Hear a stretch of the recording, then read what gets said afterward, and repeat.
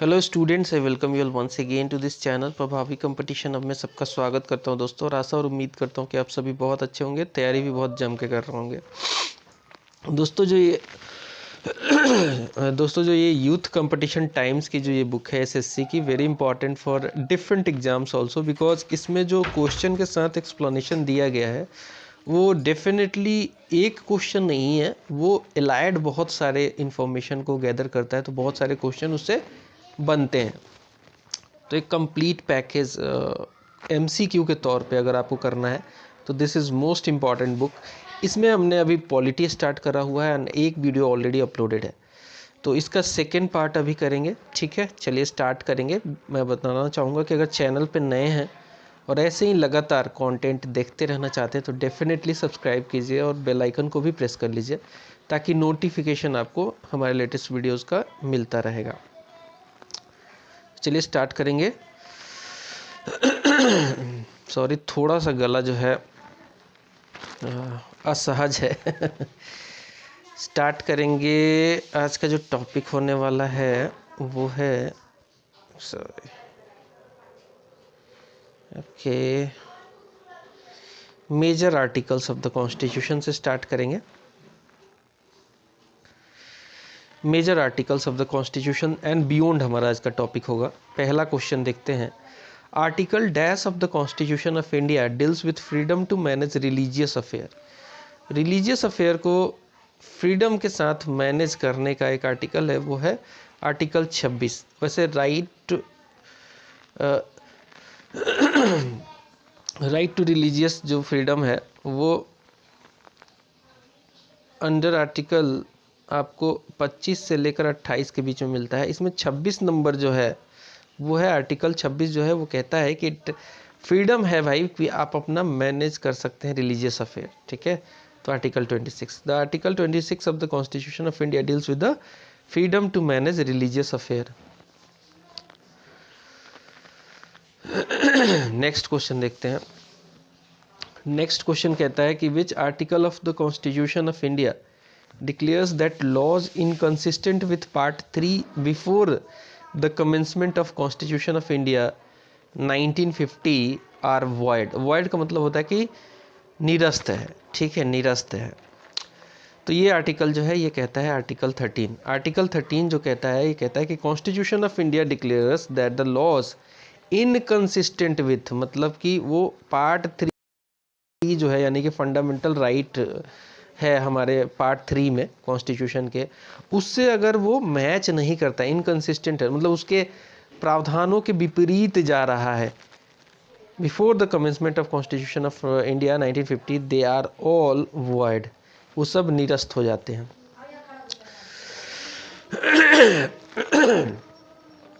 अगला सवाल देखते हैं। अगला सवाल कहता है कि article dash of the Indian constitution states that there shall be a commission for socially and educationally backward classes to be known as National Commission for Backward Classes। Very important। Article 113 कहता है कि article dash of the Indian constitution states that there shall be a commission for socially and educationally backward classes to be known as National Commission for Backward Classes। Correct answer होगा article 338B(1). So Article 338(b)(1) of the Indian Constitution states that there shall be a commission for the socially and educationally backward classes to be known as National Commission for Backward Classes। अगला सवाल देखिए। In which of the following articles of the Constitution of India is right to property mentioned? सवाल important है, फिर से सुनिएगा। In which of the following articles of Constitution of India is right to property mentioned? Correct answer होगा article 300A। So in article 300A of the Constitution of India is right to property mentioned। ठीक है, the right to property is one of the most controversial human rights both in terms of its existence and interpretation। देखिए, पहले right to property जो थी ना, ये एक fundamental right थी। इसको बाद में जो है 44वां संशोधन करके इसको सीधा जो है कॉन्स्टिट्यूशनल राइट यानी कि लीगल राइट बना दिया गया था। The constitution originally provided for the right to property under the article 19 and article 31 both. Article 19 provides the right of all citizens to acquire, hold and dispose of the property. Whereas अगर बात करें article 31 की, it provided that no person shall be deprived of his property except by authority of law. A new provision जो कि article 300A है, this was added to the constitution that no person shall be deprived of his property except by authority of law. ठीक है, इसको सीधा fundamental right से हटा के एक लीगल राइट बना दिया गया. नेक्स्ट क्वेश्चन देखिए, which of the following articles of constitution of India states that the president और द गवर्नर और राज प्रमुख of the state shall not be answerable to any court for the exercise and performance of the powers and duties of his office. अगर president या फिर governor कोई भी अपनी duty करते हैं जो उनकी ऑथराइज्ड ड्यूटी है, उसके लिए वो किसी भी कोर्ट में क्वेश्चनेबल नहीं है कि भाई आपने ये ड्यूटी क्यों करी. ठीक है, तो ये जो है प्रावधान दिया गया है अंडर आर्टिकल 361. नेक्स्ट क्वेश्चन देखिए, according to which of the following articles of the constitution of India shall a money bill not be introduced in council of states. Council of state का दूसरा नाम राज्यसभा भी है, यानी कि हिंदी नेम जो है वो राज्यसभा ही है. और कोई भी मनी बिल जो है ना वो एक्सक्लूसिवली इंट्रोड्यूस होता है लोकसभा में, ना कि राज्यसभा में. ये बात लिखी गई है under article 109. So as per the first provision of Article 109, a money bill shall not be introduced in Council of States. After a money bill has been passed by House of People, जो कि हम लोकसभा कहते हैं, definitely it shall go to Council of States. वहाँ पे again Council of States के पास इससे limited जो है राइट्स हैं. अगर 14 दिन में इसने पास कर दिया तो पास हो जाएगा, वरना नहीं किया तो भी पास माना जाएगा. ठीक है, तो वही बात लिखा गया है कि within a period of 14 days from the date of its receipt of the bill return the bill to the house of people. 14 दिन के अंदर इसको एक्शन लेके दे देना है हाउस ऑफ पीपल को वापस. काउंसिल ऑफ स्टेट की बात करें तो इसको एक्शन ले लेना है 14 दिन में और वापस भेज देना है लोकसभा को विथ इट्स रिकमेंडेशन. अगर कोई चेंज चाहता है, कुछ भी है. अब मान लो वो बिल गया, वहाँ पे बिल हाउस ऑफ पीपल के पास पहुँचा, तो वो चाहे तो एक्सेप्ट कर सकता है वो रिकमेंडेशन को, या फिर रिजेक्ट भी कर सकता है. दोनों कंडीशन उसके लिए अप्लीकेबल है. एक्सेप्ट करेगा तो चेंजेस के साथ पास हो जाएगा, अगर रिजेक्ट कर दिया तो ओरिजिनल जिस फॉर्म में हाउस ऑफ पीपल ने भेजा था काउंसिल ऑफ स्टेट को, उसी फॉर्म में उसे पास माना जाएगा. अगर 14 दिन तक कोई एक्शन नहीं लिया तो डेफिनेटली वो माना जाएगा कि जिस फॉर्म में भेजा था लोकसभा में ने राज्यसभा को पर्टिकुलर बिल, उसी फॉर्म में वो पास माना जाएगा. Next question, which of the following articles of the constitution of India defines for a separate secretarial staff for each house of the parliament. सवाल अगेन इंपॉर्टेंट है, विच of the following articles of constitution of India defines for a separate secretarial staff for each house of the parliament. Correct answer will be article 98. So article 98 of the constitution of India, it defines as for a separate secretariat staff for each house of the parliament.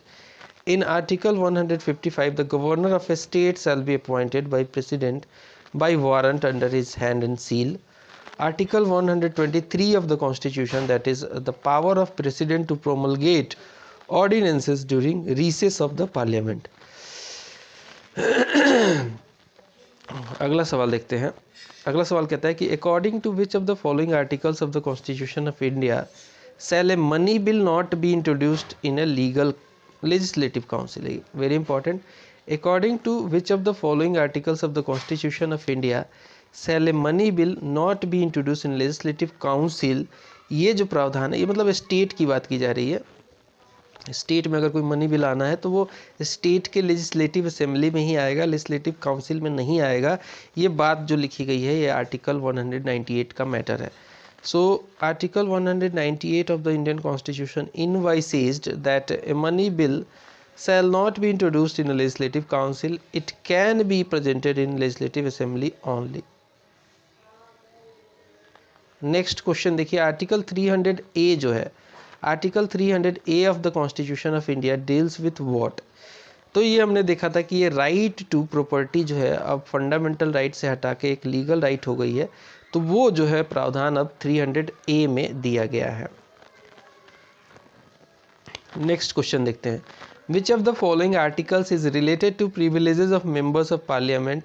तो ये article जो है ये important article है, article इसका नाम है article 105। Article 105 जो है it deals with the power, privileges and immunities of member of either house of the parliament, मतलब लोकसभा और राज्यसभा दोनों के हाउसेस के सदनों में जो मेंबर हैं उनको ये राइट है, एक तो कलेक्टिव राइट है और एक इंडिविजुअल राइट है, और उसकी कमिटियों को भी। There shall be freedom of speech in parliament, भाई बोल सकता है कुछ भी, ठीक है, मतलब सब्जेक्ट टू कंडीशन है, किसी को आहत नहीं करना है।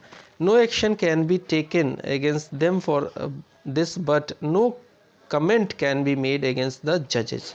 अब ऐसा नहीं कि कुछ भी बोलने के चक्कर में जजेस के ऊपर भी कमेंट करना है, जजेस इंडिपेंडेंट होते हैं, इंडिपेंडेंट है हमारी judiciary. It is right to punish a person who in violates parliament और इट्स स्पेशल राइट्स। अगला क्वेश्चन देखिए 121, as per article 112(1) of the constitution of India, who among the following is assigned with the responsibility to ensure that the annual statement of expenditure, जिसे हम इन is laid before the house of the parliament. तो इसका सही answer होगा president. ठीक है, जितने भी ऐसे रिपोर्ट्स होते हैं, ठीक है, चाहे बजट का हो, देखिए एनुअल स्टेटमेंट जो है ना, इसको बजट कहते हैं। मतलब बजट कहीं आपको कॉन्स्टिट्यूशन में लिखा नहीं मिलेगा, बट कन्वेंशनली हम आज तक यूज करते आ रहे हैं एनुअल स्टेटमेंट को बजट में। तो आर्टिकल 112 जो है वो बजट से ही रिलेटेड है, तो ये पेश करने का जो ओरिजिनल राइट है वो प्रेसिडेंट को है। सो अकॉर्डिंग टू, भले फाइनेंस मिनिस्टर रखते हैं, बट वो जो है रखवाया जाता है order of president. According to the article 112(1) of the constitution of India, the president shall in respect of every financial year cause to be laid before both the houses of parliament a statement of the estimated receipts and expenditure of the government of India for that year. This part is referred as the annual financial statement, and the president also has control over India's contingency fund. Next question देखते हैं, which article says that the election to the House of People and to the Legislative Assembly of the every state shall be on the basis of adult suffrage। तो adult suffrage जो है हमारी country में अभी 18 साल का है, कि मतलब ये मिनिमम एज है, जो भी इससे बियॉन्ड है, इतना और इससे बियॉन्ड, वो वोट कर सकता है। ठीक है, वो वोट करेगा irrespective of his economic condition, social condition, caste, creed, जो भी है। ठीक है, तो ये जो है आर्टिकल 326 का मैटर है। Election for the Lok Sabha and legislative assembly of each state under the article 326 of the part 15 of Indian Constitution will be on the basis of universal adult suffrage. Thus, every person who is a citizen of India and has completed the age of 18 years gets the right to vote in the election. And the voting age has been reduced from 21 years to 18 years by the 61st Constitutional Amendment 1988. अब देखिए, पहले जो था ना 21 साल था, इसको कम किया गया था 18 साल। 61st कॉन्स्टिट्यूशनल अमेंडमेंट, ये पूछ लेता है कई बार सवाल कि कौन से अमेंडमेंट से इसे कम किया गया था। तो 61st कॉन्स्टिट्यूशनल अमेंडमेंट, जो कि 1988 में हुआ था। नेक्स्ट क्वेश्चन देखिए, which article of constitution of India, which article of constitution of India empowers a state governor to promulgate an ordinance. अब देखिए, कई बार क्या होता है कि स्टेट की लेजिस्लेटिव असेंबली जो है वो काम में नहीं होती है, वो हो सकता है डिजॉल्व हो गई है। उस केस में जो अर्जेंट नेचर के कुछ मैटर्स हैं, उसमें कुछ ना कुछ तो गाइडलाइंस, कुछ ना कुछ लॉ तो आना चाहिए, वो ऑर्डिनेंस के थ्रू गवर्न किया जाता है गवर्नर के द्वारा। ये प्रावधान दिया गया under article 213। So article 213 has provision related to the ordinance making power of governor and the same power of president is derived from the 123। देखिए, प्रेसिडेंट के पास भी ऑर्डिनेंस मेकिंग पावर है और गवर्नर के पास भी। प्रेसिडेंट का जो ऑर्डिनेंस मेकिंग पावर है वो 123 आर्टिकल में मेंशन किया गया है, और गवर्नर वाला जो है और 223 में। तो थोड़ा सा आप इसको एक मैच बना सकते हो कि यहाँ पे 213 है और यहाँ पे 123 है, ठीक है।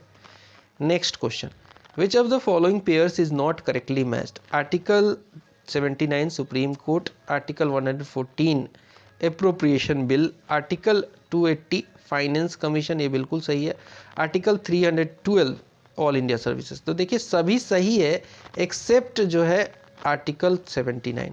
आर्टिकल 79 जो है ये जुडिशरी से रिलेटेड नहीं है, सुप्रीम कोर्ट से रिलेटेड नहीं है, it is related to the formation of parliament, ठीक है। फॉर्मेशन ऑफ पार्लियामेंट में इसका जो है कंटेंट है, फॉर्मेशन ऑफ पार्लियामेंट।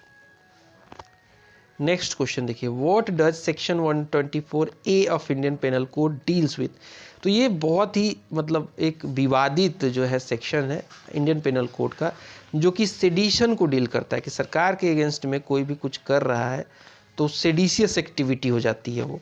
ये एक्चुअली ब्रिटिश गवर्नमेंट यूज़ किया करती थी इंडियन पत्रकारों, इंडियन नेशनलिस्ट के ऊपर, और इसको आज भी चलाया जा रहा है। खैर, article section 124A of Indian penal code deals with the sedition which was drafted by Macaulay, lord Macaulay जो था, थॉमस बाबिंगटन मकाले उसका पूरा नाम था, and included in the IPC in 1870. It states that whosoever words, either spoken or written or by sign or by visible representation or otherwise, brings or attempts to bring into hatred or contempt or excites or attempts to excite disaffection towards the government established by law in India shall be punished with the imprisonment for life, to which fine may be added, or with imprisonment which may extend to 3 years, to which fine may be added, or with fine। तो seditious activity में बहुत लोग फंसते भी हैं। Next question देखिए, which article of the constitution deals with the money bills? Which article of the constitution deals with the money bills? Money bills से related जो आर्टिकल है वो है आर्टिकल 110, ठीक है। मनी बिल से रिलेटेड जो आर्टिकल है वो आर्टिकल 110 है। 112 है बजट। खैर देख लेते हैं। In a constitution of India article 110 deals with money bills, ठीक है। There are few provisions for a bill to be deemed as a money bill. The provisions that make a bill a money bill in India are as follows. देख लीजिए क्या क्या वो provisions है जो कि एक बिल को मनी बिल बनाते हैं। They are the imposition, abolition, remission, alteration और रेगुलेशन ऑफ एनी टैक्सेस, ठीक है। कोई भी टैक्स आप नया लाते हो किसी भी टैक्स को ख़त्म करते हो तो जो बिल आएगा उसके लिए वो मनी बिल होगा। या फिर आप रिमिशन कर रहे हो, किसी भी टैक्स को माफ़ कर रहे हो, अल्टर कर रहे हो, रेगुलेट कर रहे हो किसी भी टैक्स को, तो आपको बिल जो आएगा वो मनी बिल होगा। नेक्स्ट कहता है कि the regulation of borrowing of money by union government that will also be counted as a money bill, and the custody of the consolidated fund of India और the contingency fund of India, the payment of money into और withdrawal of money from any such fund. ऐसे fund से अगर payment करते हो, withdraw करते हो, डालते हो, तो उस केस को भी आप मनी बिल के तहत रखोगे। नेक्स्ट कहता है कि the appropriation of money out of consolidated fund of India. जब भी कंसोलिडेटेड फंड ऑफ इंडिया से पैसा निकाला जाता है तो उसके लिए एक अप्रोप्रिएशन बिल लाया जाता है, उसे भी हम मनी बिल कहते हैं। नेक्स्ट देखिए, declaration of any expenditure charge on the consolidated fund of India और increasing amount of any such expenditure, ठीक है।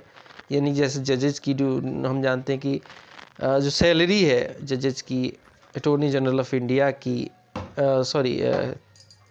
CAG की, तो ये चार्ज किया जाता है कंसोलिडेटेड फंड ऑफ इंडिया से, इसको भी जो है मनी बिल के तौर पर माना जाएगा। The receipt of money on account of consolidated fund of India और पब्लिक अकाउंट ऑफ इंडिया और अथॉरिटी और इशू ऑफ सच मनी और the audit of accounts of the union और ऑफ द स्टेट, ये भी मनी बिल काउंट होगा। इसके अलावा any matter incidental to any of the matters specified above, तब भी मनी बिल माना जाएगा। Constitution gives power to Lok Sabha speaker under article 110(3) to take a final call of any question arises whether a bill is a money bill or not। कौन decide करेगा कि कोई bill money bill है कि नहीं है, वो जो एक्सट्रीम अथॉरिटी है, जो रिस्पॉन्सिबल अथॉरिटी है, वो है लोकसभा का speaker. Next question,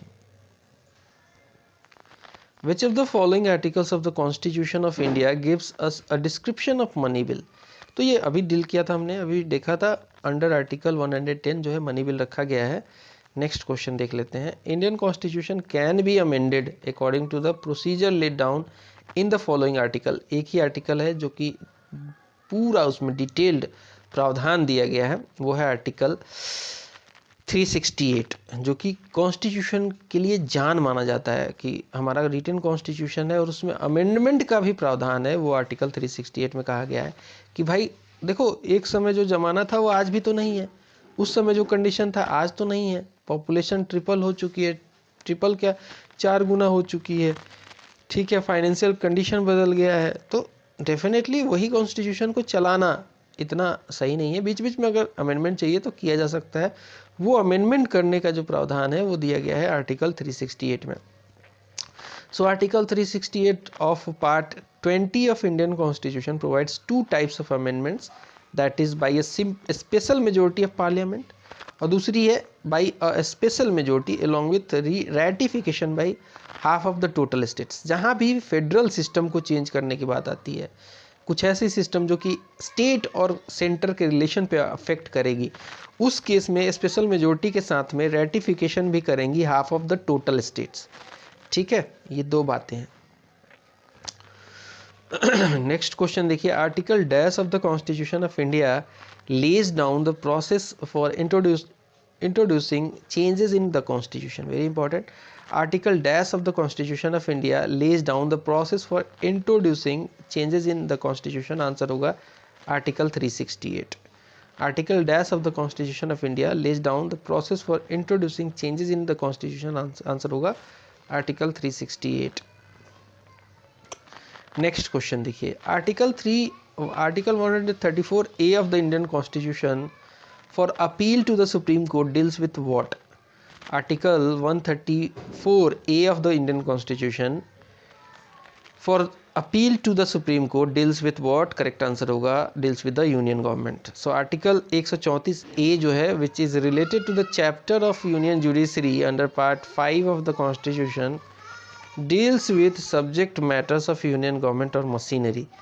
This article contains provisions with respect to certificate for appeal to Supreme Court by High Court under the appellate jurisdiction of Supreme Court. अगला सवाल देखिए, अगला सवाल कहता है कि article 228 of the Indian constitution, article 228 of the Indian constitution transfer of certain cases to high court. Article 228 क्या कहता है? ये कहता है कि ट्रांसफ़र करवा सकती है हाई कोर्ट सर्टेन केसेस को अपने पास। Deals with what? It deals with the state government, क्योंकि जो article 228 of the Indian constitution है which is related to chapter of high court in states under part 6 में आता है। So it deals with subject matter of state government or machinery. This article contains provisions with respect to transfer of certain cases to the high court. Next सवाल देख लेते हैं 132 सवाल कहता है कि आर्टिकल 173 जो है ऑफ इंडियन कॉन्स्टिट्यूशन, जिसका मैटर है qualification for membership of state legislature. State में स्टेट असेंबली या फिर स्टेट लेजिस्लेचर होता है, ठीक है। It deals with what? It deals with again state government, ठीक है, स्टेट से ही रिलेटेड है तो स्टेट गवर्नमेंट को ही डील करेगा। पार्ट 4-6 में आता है ये। नेक्स्ट क्वेश्चन देखते हैं, article 187 of the Indian constitution that is secretariat of state legislature deals with what? Again ये भी स्टेट गवर्नमेंट से रिलेटेड है तो आंसर होगा स्टेट गवर्नमेंट। अगेन पार्ट 6 में आता है। नेक्स्ट क्वेश्चन देखते हैं, article 27 of Indian constitution that is freedom as to payment of taxes for promotion of any particular religion deals with what? ठीक है, आपको किसी भी रिलीजन को अगर आपको प्रमोट करना है तो उसको आप उसके लिए सरकार आपसे जो है टैक्स नहीं लेगी। तो ये एक फंडामेंटल राइट है, ठीक है, फंडामेंटल राइट पार्ट 3 में आता है। और जो एक फंडामेंटल पार्टिकुलर राइट है जो कि right to freedom of religion जो है वो 25 से 28 के बीच में आता है। उसी में 27वां आर्टिकल ये कहता है कि आपसे कोई भी टैक्स नहीं लिया जाएगा। आप अगर अपने रिलीजन को प्रमोट कर रहे हो अच्छे तरीके से, ऐसा नहीं कि ज़बरदस्ती फोर्स कन्वर्जन नहीं, ठीक है, आप अपनी क्वालिटीज़ बता रहे हो अपने रिलीजन की, आप अट्रैक्ट कर रहे हो लोगों को, तो उसके लिए कोई टैक्स नहीं लिया जाएगा। नेक्स्ट क्वेश्चन देखिए, under which article is the union public service commission of India established. तो ये इस्टेब्लिश किया गया है आर्टिकल 315 के द्वारा। यूपीएससी इस्टेब्लिश की गई है आर्टिकल 315 के द्वारा। सो आर्टिकल 315 से लेकर 323 जो कि पार्ट 14 ऑफ द कॉन्स्टिट्यूशन, जिसका टाइटल है services under union and state provide for public service commission, और इसी के तहत अंडर आर्टिकल 315 यूनियन लेवल की एक यूपीएससी यानी कि यूनियन पब्लिक सर्विस कमीशन जो है बनाई गई है। नेक्स्ट क्वेश्चन देख लेते हैं, article 222 of Indian constitution that is transfer of a जज from high court to another deals with what. तो अगेन देखिए, ट्रांसफर हाई कोर्ट का एक हाई कोर्ट से दूसरे हाई कोर्ट में जा रहा है तो वो किस में आएगा, वो स्टेट गवर्नमेंट में आएगा, ठीक है, क्योंकि स्टेट की ही तो ये सब्जेक्ट हुआ करती है। So this is the subject matter of state government, ठीक है, पार्ट 6 में ये आता है। स्टेट के गवर्नेंस जब पढ़ोगे ना तो उसका ये पार्ट है पार्ट 6, ठीक है, जिसमें अंडर आर्टिकल 222 बताया गया है कि प्रेसिडेंट जब भी चाहे तो चीफ जस्टिस ऑफ इंडिया के कंसल्टेशन से एक हाई कोर्ट से दूसरे हाई कोर्ट में जजेस को ट्रांसफर कर सकते हैं। नेक्स्ट क्वेश्चन देखिए, article 211 of Indian constitution that is restriction on discussion in legislature. Article 211 of Indian constitution that is restriction on discussion in legislature deals with what. तो अगेन आप देख सकते हैं कि ये भी जो मैटर है ये स्टेट गवर्नमेंट का मैटर है, पार्ट 6 में अगेन आता है। 138 क्वेश्चन देखिए, the prime minister and other ministers of Indian union, ठीक है, are appointed by president under dash article पूछा गया है, under dash article of the constitution of India. तो ये प्रावधान जो है आर्टिकल 75 में है। आर्टिकल 75 का जो मैटर है वो समझ लीजिए, ये कहता है कि according to Indian constitution article 75 the prime minister will be appointed by president of India definitely, after that the other ministers will be appointed by president on the advice of prime minister. अब ये prime minister भी president की मर्जी से नहीं चुन लिए जाते हैं। अब कोई लार्जेस्ट पार्टी है जो कि स्टेक रख रही है कि भाई हम सरकार बनाने के काबिल हैं, 50% से ज़्यादा मेजोरिटी सीट है हमारे पास, ठीक है, मेंबर्स हैं हमारे पास और हम सरकार बनाना चाहते हैं, तो ऐसा नहीं है कि प्रेसिडेंट ऐसे कहेंगे कि अच्छा इसमें से ये मुझे अच्छा लगता है इसको प्राइम मिनिस्टर बनाता हूँ, नहीं, जो वो पार्टी चाहेगी, जो चेहरा आगे किया जाएगा उसे ही जो है प्रेसिडेंट जो है बनाते हैं प्राइम मिनिस्टर, और उसके बाद प्राइम मिनिस्टर के एडवाइस पे बाकी जो काउंसिल ऑफ मिनिस्टर बनती है उसके मिनिस्टर को प्रेसिडेंट अपॉइंट करते हैं। So according to 91st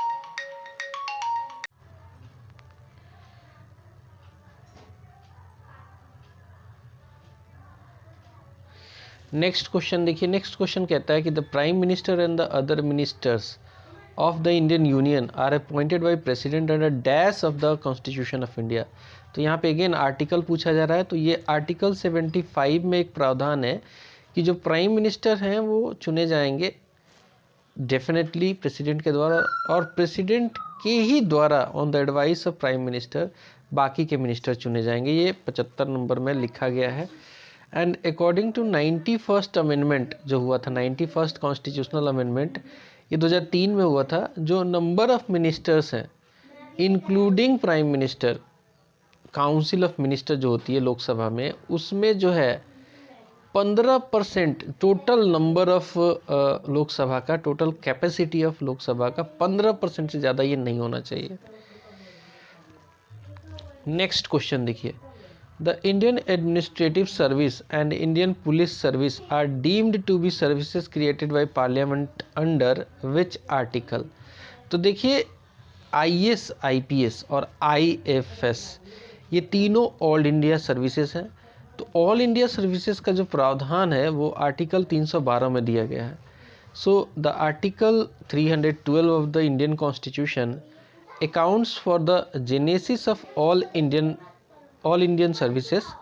If Rajya Sabha supported by not less than 2/3 of the member present and voting passes a resolution establishing all India services, the Parliament by law may provide for the same. कहने का मतलब है कि जब भी कोई नई all India services बनानी होती है तो उस समय राज्यसभा को जो है वो लाना पड़ता है, ठीक है, 2/3 मेजोरिटी से उसको पास करना पड़ता है रिजोल्यूशन को लाके, तब जाके ऐसा संभव है कि नई ऑल इंडिया सर्विसेज बनाई जा सके।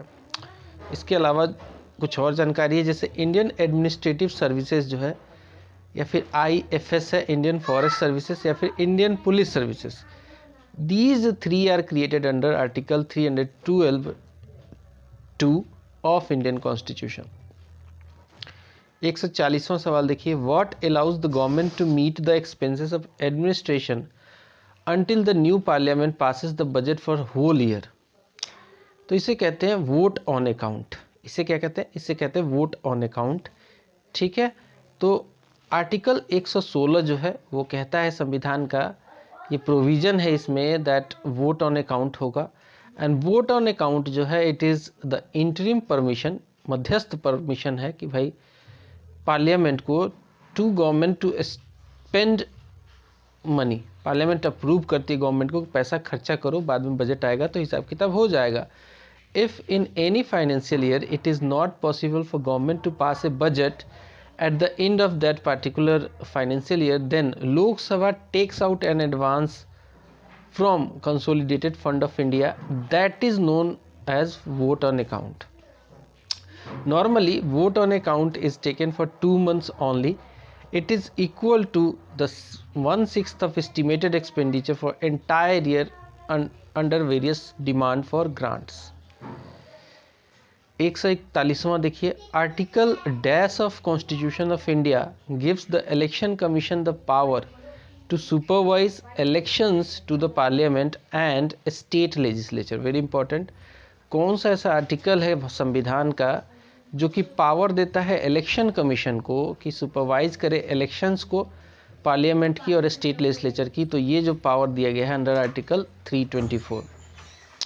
सो पार्ट 15 जो है ऑफ इंडियन कॉन्स्टिट्यूशन, इसमें आर्टिकल नंबर 324 से 329 तक जो है it deals with the provisions related to election. Article 324 जो है in Indian constitution gives power to the election commission to direct, control and conduct election to all parliament, state legislative assembly, also the election of president and vice president, ठीक है। अगला सवाल देखिए, अगला सवाल कहता है कि the election commission of India ECI is the watchdog of free and fair elections in the country and dash of the constitution of India provides for its establishment. तो ये प्रावधान जो है आर्टिकल 324 में दिया गया है कि एक इलेक्शन कमीशन ऑफ इंडिया होगी जो कि वॉचडॉग होगी, मतलब कि उसका काम ये होगा कि भाई फ्री एंड फेयर इलेक्शन हो रहे हैं कि नहीं देश में, उसको देखना है, उसको कराना है। ये आर्टिकल 324 में प्रोवाइड किया गया है। तो सिंपल बात है, आर्टिकल 324 रिलेटेड किससे है कि इस्टेब्लिशमेंट होगा ECI का, यानी इलेक्शन कमीशन ऑफ इंडिया का। नेक्स्ट क्वेश्चन देखिए, which of the following articles is related to Jammu and Kashmir state of India. अब ये आर्टिकल को एबोलिश कर दिया गया है, इसके एक प्रावधान को बेसिकली।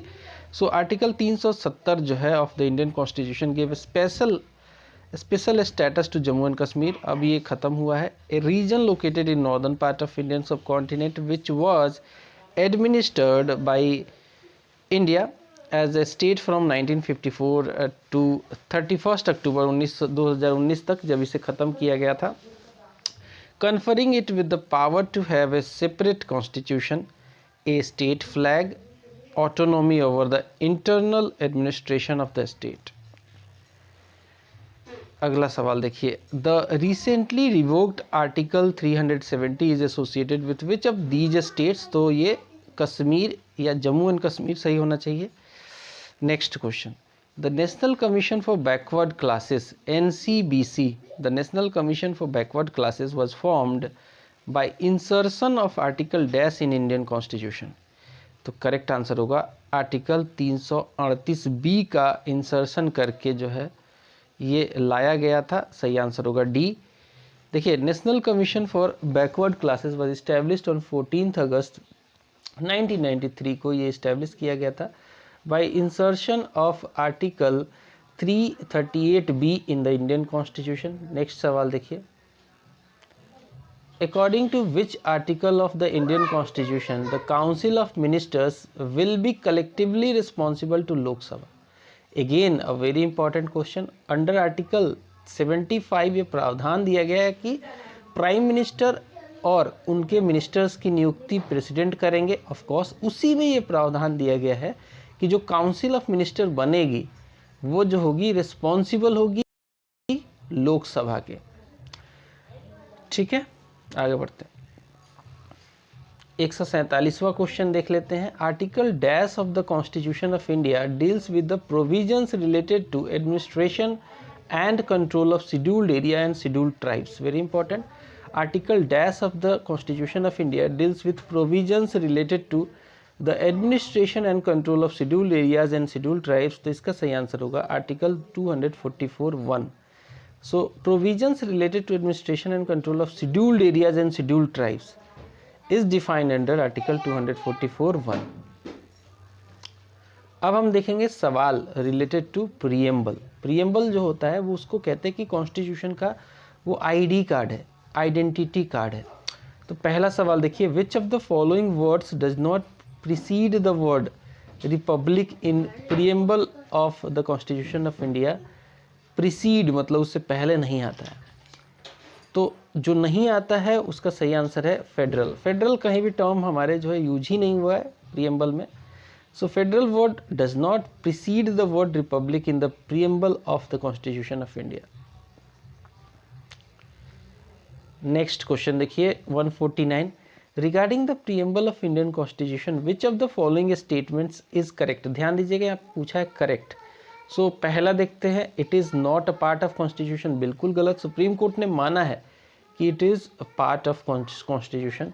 सेकेंड देखिए, it was later included in the constitution of India in 1972 by constitutional amendment. नहीं, हाँ जरूर 1972 में 42वां संशोधन हुआ था और उसमें 3 वर्ड जोड़े गए थे, बट कॉन्स्टिट्यूशन में प्रीएम्बल जो है शुरू से ही है, तो ये भी गलत है।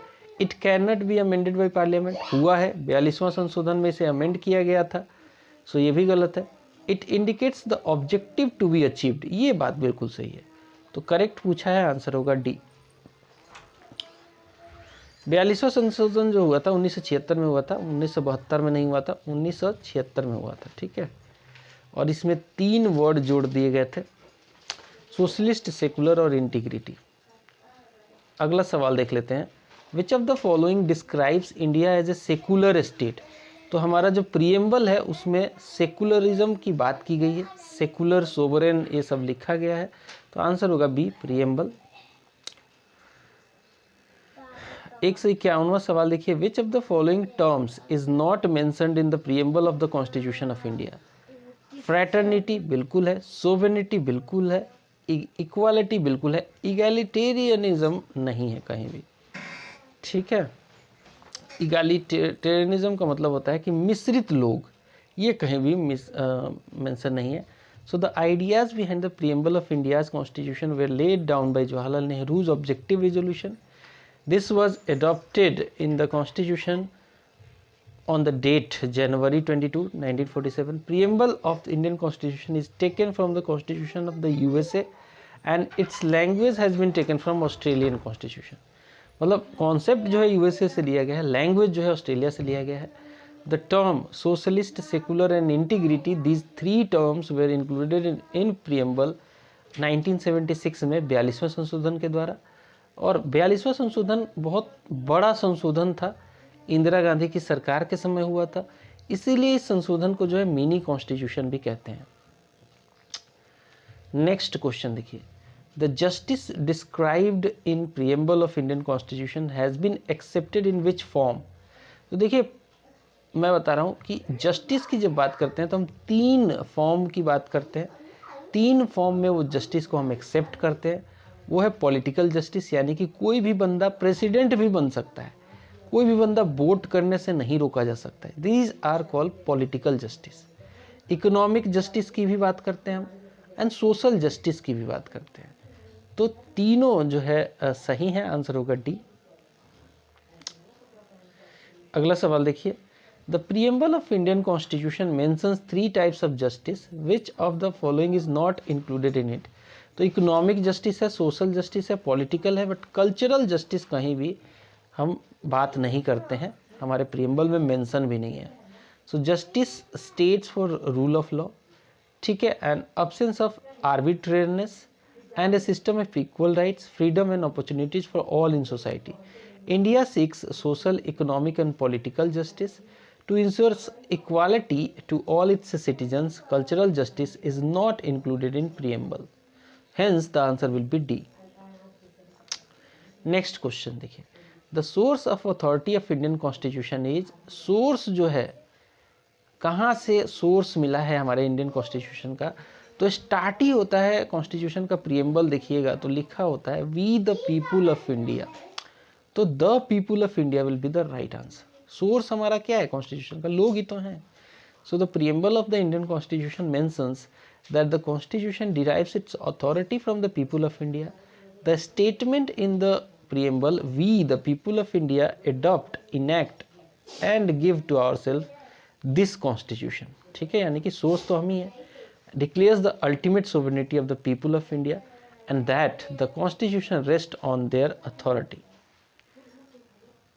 नेक्स्ट सवाल देखिए, the Indian constitution declares Indians as all of the following except. तो हम सोशलिस्ट की बात करते हैं, सेकुलर की बात करते हैं, डेमोक्रेटिक रिपब्लिक की बात करते, कम्युनिस्ट हमारे प्रीएम्बल में भी कहीं नहीं लिखा गया है। तो कम्युनिस्ट तो वैसे चाइनीज होते हैं, है ना, हम कम्युनिज्म की बात नहीं करते। सो आप कहोगे कि सोशलिस्ट और कम्युनिस्ट में क्या अंतर है, मैं ही आपसे सवाल पूछ लेता हूँ, आप बता देना क्या अंतर है। So the preamble of the Indian Constitution or Constitution of India declares India to be sovereign, socialist, secular and democratic republic. It does not include the word communist. Communist का कहीं भी जिक्र नहीं है। अगला सवाल देखते हैं, According to our Constitution, India is a capitalist state. बिल्कुल गलत, क्योंकि हम सोशलिस्ट स्टेट हैं। सेकुलर स्टेट हैं हम लोग, बिल्कुल सही है।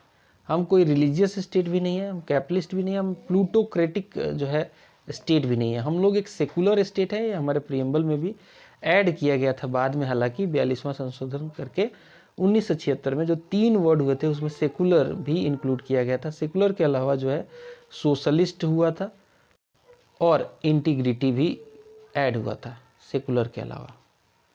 नेक्स्ट क्वेश्चन देखते हैं, Which section of Indian Constitution has often been referred to as its conscience? तो हम जानते हैं कि फंडामेंटल राइट्स को जो है हम भारतीय संविधान का कंसाइंस मानते हैं। ऐसा किसने कहा था, ऐसा कहा था बी आर अम्बेडकर साहब ने। So fundamental rights has been referred to as conscience of Indian constitution according to doctor B R Ambedkar, ठीक है। But Granville Austin has describe directive principle and fundamental rights as the conscience of constitution. तो इस case में जो है हम अब preference देते हैं अपने बी आर अम्बेडकर साहब को। अब आता है सिटीजनशिप से सवाल।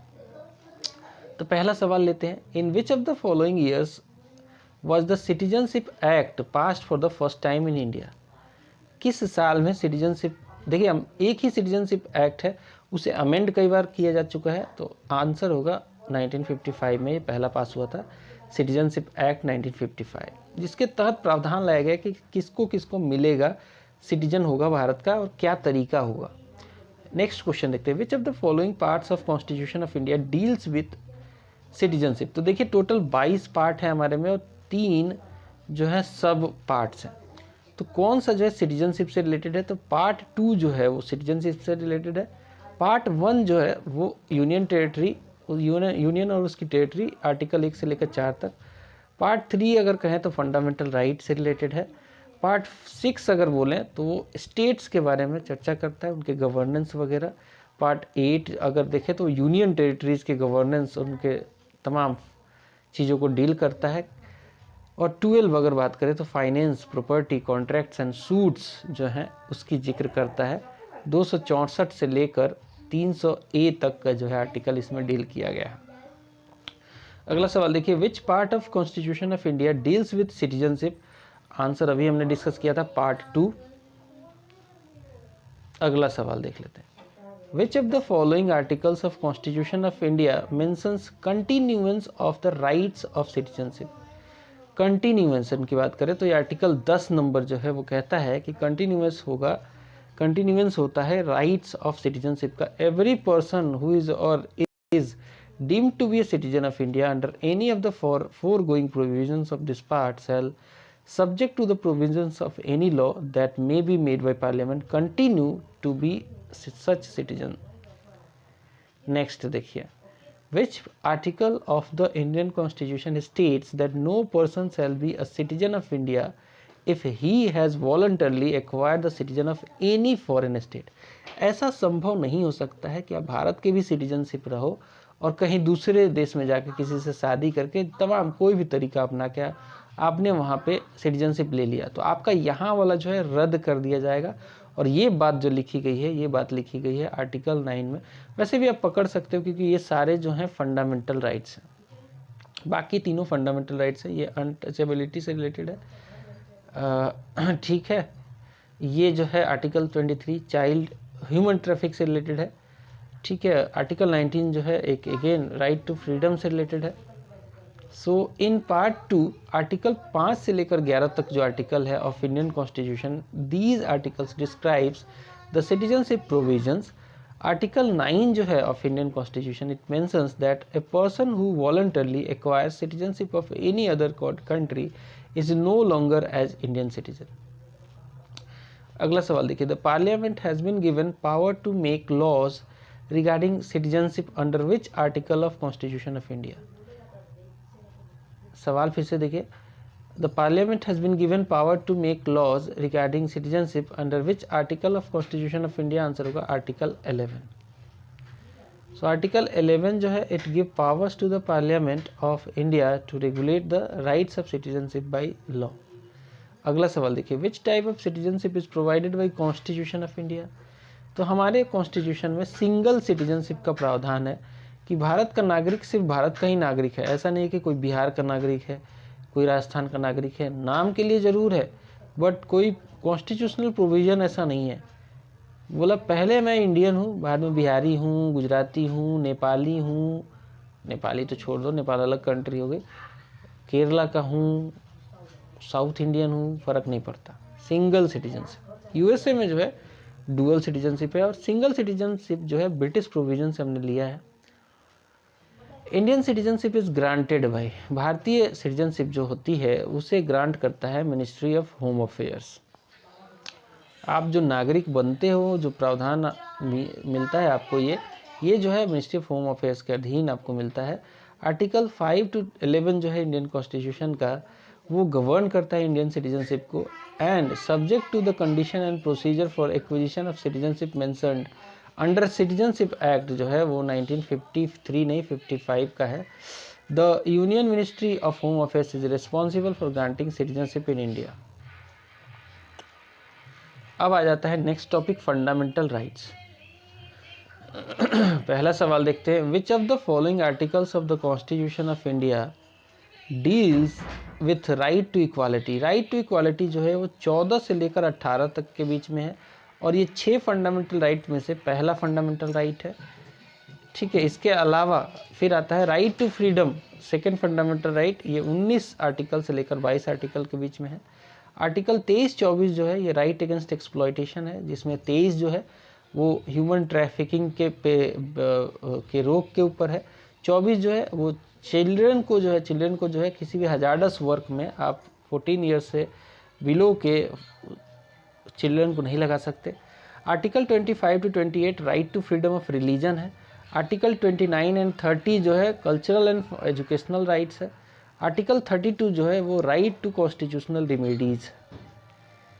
नेक्स्ट क्वेश्चन देखिए 167, the right of children to free and compulsory education act जो ये 2009 में आया था, it is an act of parliament which came into force in ये फोर्स में आ गया था 2010 में, पास हुआ था 2009 में और इसको लागू कर दिया गया था 2010 से। नेक्स्ट क्वेश्चन देखिए, the right of children to free and compulsory education act, जो कि RTE भी बोलते हैं, right to education act, is an act of parliament of India enacted in year. अब जब इनेक्टेड पूछे तो 2009 में इनेक्ट हुआ था, आंसर होगा 2009। So the right of children to free and compulsory education act और right to education act is an act of parliament of India enacted in year 2009। Next देखते हैं, राइट टू इन्फॉर्मेशन एक्ट जो है, जिसे RTI भी बोलते हैं, right to information act कब पास हुआ था? ये 2005 में पास हुआ था पहली बात तो यहाँ आ जाएगा 2005। It mandates timely response to citizen request for the government information. ये पूरा एक सिस्टम बन गया है, मतलब आप किसी भी सरकारी इन्फॉर्मेशन को जो है आप राइट टू इन्फॉर्मेशन के तहत जानने का आपको अधिकार है। आप एक फॉर्म फिल करके दे सकते हो और वो जो है फॉर्म आपने जब दिया उसके 30 दिन के अंदर जो है आपको इन्फॉर्मेशन मिल जानी चाहिए under right to information act 2005 में आया था।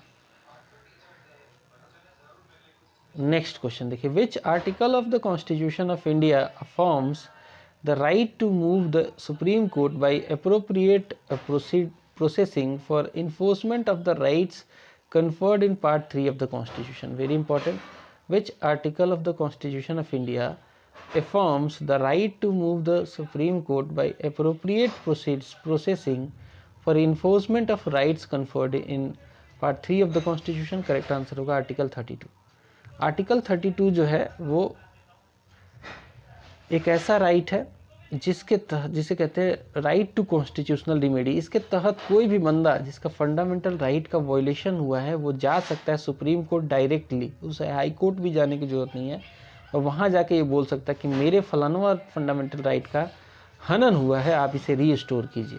ये पार्ट 3 में आता है ये आर्टिकल, चूँकि पूरा फंडामेंटल राइट जो है पार्ट 3 में ही आता है। अगला सवाल देखिए, which of the following articles of the constitution of India details prohibition of discrimination on the ground of religion, race, caste, sex और place of birth? तो ये आर्टिकल है आर्टिकल 15।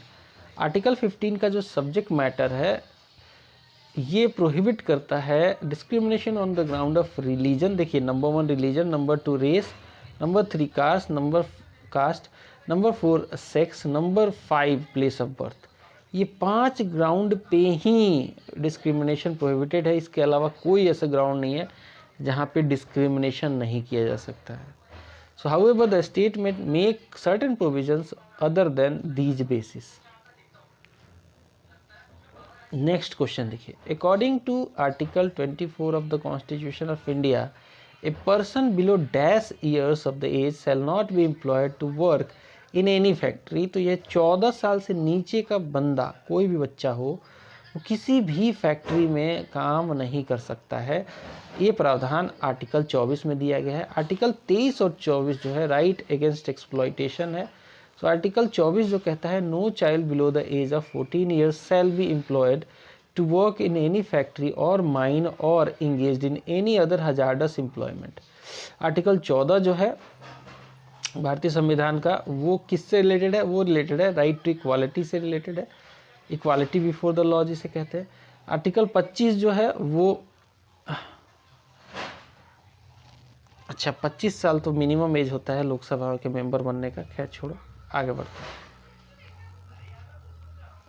अगला सवाल देखते हैं, which article of the constitution of India prohibits any one from employing children below the age of 14 in the factory mines? अभी discuss किया था, आंसर होगा सी, आर्टिकल 24 का ये सब्जेक्ट मैटर है। अगला सवाल देख लेते हैं, which of the following writs is a challenge to the legality of prisoners detention? तो कुछ जो है कैदियों के भी ना, कैदियों को जो है, मान लीजिए कि आपको किसी ने अरेस्ट कर लिया इल्लीगली, ठीक है, इल्लीगली अरेस्ट किया आपको, उसने जो है बहुत सारे आपके फंडामेंटल राइट्स उसने हनन कर लिए, तो आप जाओगे अंडर आर्टिकल 32, आप या आपका रिप्रेजेंटेटिव जो भी होगा जाएगा आर्टिकल 32 के तहत, राइट टू कॉन्स्टिट्यूशनल रिमेडी के तहत सुप्रीम कोर्ट जाएगा। सुप्रीम कोर्ट जो है के पास पावर है कुछ रिट्स जारी करने का, जैसे कि हैबियस कॉर्पस है, सो वारंटो है, सर्टियोरी है, प्रोहिबिशन है, मैंडामस है। इसमें से अगर हैबियस कॉर्पस जब जारी करती है तो इसका मतलब होता है कि to have the body of, कोई भी बंदा किसी को भी अरेस्ट करके रखा है, पकड़ के रखा है, तो उसके अगेंस्ट में supreme court habeas corpus writ जारी कर देती है और उस बंदे को जो है लाना पड़ता है, उस अरेस्टेड बंदे को लेकर आना पड़ता है, कोर्ट के सामने हाजिर होना पड़ता है। उसके बाद लीगैलिटी चेक की जाती है कि कोई बंदे की अगर किसी ने अरेस्ट किया है, प्रोसीजर से अरेस्ट किया है कि नहीं, क्या जो बातें हैं, ठीक है। So habeas corpus literally means to have the body of. This writ is used to release a person who has been unlawfully detained और imprisoned, and by virtue of this writ the court directs the person so detained to be brought before it to examine the legality of his detention. If the court concludes that the detention was unlawful, then it directs the person to be released immediately. अगला सवाल देखिए, article 21A जो है of Indian constitution provides right to what. ये right to education है, जो कि एक नया राइट जोड़ दिया गया है, ठीक है। ये राइट टू लाइफ के अंडर ही आता है। आर्टिकल 21A अलग से करके एक डाल दिया गया है।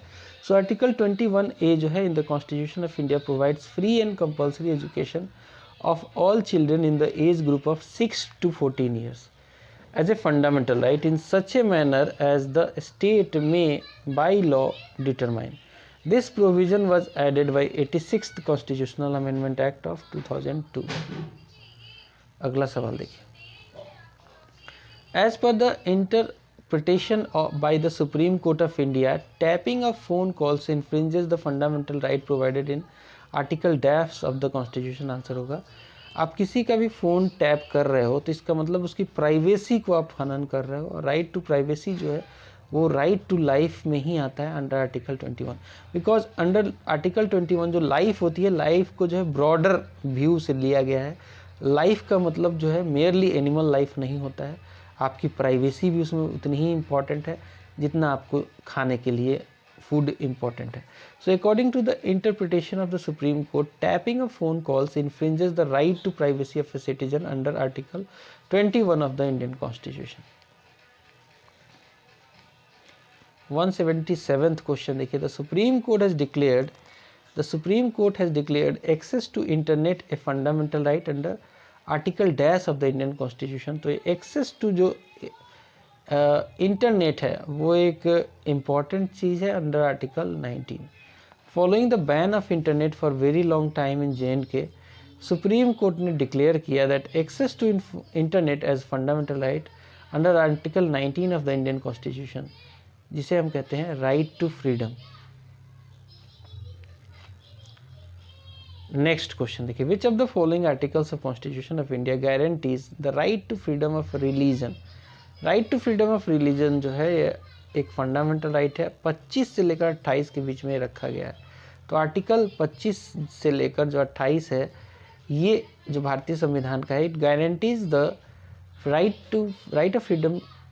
To freedom of religion. Article 25 जिसमें वो है वो डील करता है with freedom of conscience and free profession, practice and propogation of religion. Article 26A जो है, it provides the right to establish and maintain institution for religious and charitable purpose. Article 26C जो है, it states that the right of religious denomination to own and acquire movable immovable property can only be restricted in the interest of public order, morality and health. 179th question देखिए, which of the following article of Indian constitution eliminates untouchability. Untouchability बिल्कुल ख़त्म कर दिया गया है under article 17। कोई भी बंदा किसी भी बंदे को कुएं पे जाने से नहीं रोक सकता, कल से पानी पीने से नहीं रोक सकता, पब्लिक वाले की बात कर रहा हूँ, या फिर किसी भी मंदिर में जाने से नहीं रोका जा सकता है। So article 17 of Indian constitution under the chapter 3 of जो है चैप्टर 3 जो है पार्ट 3 जो है फंडामेंटल राइट वाला, forbids untouchability in any form, though the term untouchability has never been used in constitution, but it has been described as the social inabilities imposed by society on any individual due to his birth in certain caste and class. Next question देखिए, article 17 of the constitution of India deals with the abolition of what. तो इसमें जो untouchability को abolish किया गया है। Next question देखिए, which article of Indian constitution prohibits trafficking in human beings and forced labour. तो ये जो है आर्टिकल 23 का जो है मैटर है, राइट अगेंस्ट एक्सप्लॉयटेशन में ये पहला आर्टिकल है। इसमें दूसरा आर्टिकल जो है वो आर्टिकल 24 है। So article 23 of Indian constitution states the prohibition of traffic in human beings and forced labours. अगला सवाल देखिए, राइट अगेंस्ट एक्सप्लॉयटेशन जो है it is given in which article of Indian constitution. Exploitation के अगेंस्ट वाला जो right है वो आर्टिकल 23 और 24 अभी एक्सप्लेन किया था मैंने। पार्ट 3 यानी कि फंडामेंटल राइट जो चैप्टर है उसमें ये आता है। ठीक है, आगे बढ़ते हैं। Which article of Indian constitution guarantees the protection of life and personal freedom. तो ये आर्टिकल 21 नंबर जो है ये गारंटी देता है। आंसर होगा सी, आर्टिकल 21। सो आर्टिकल 21 जो है of Indian constitution it deals with the right to personal life and liberty. Also, Supreme Court has interpreted this right many times and it contains following sub rights।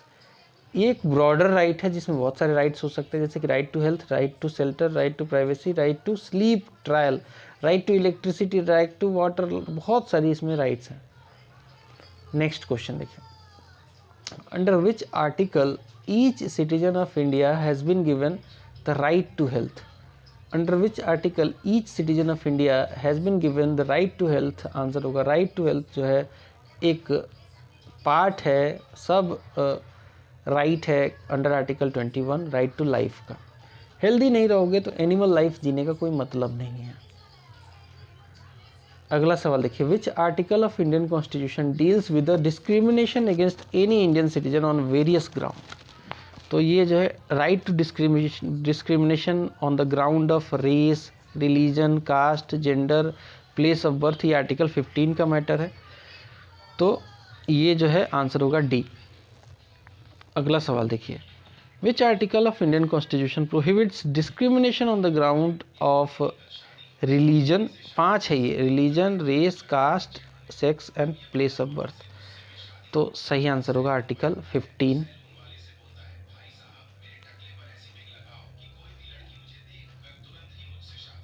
अगला सवाल देखिए, under the provisions of which article of constitution of India can the Bharat Ratna award not be used as prefix और suffix to the recipient name.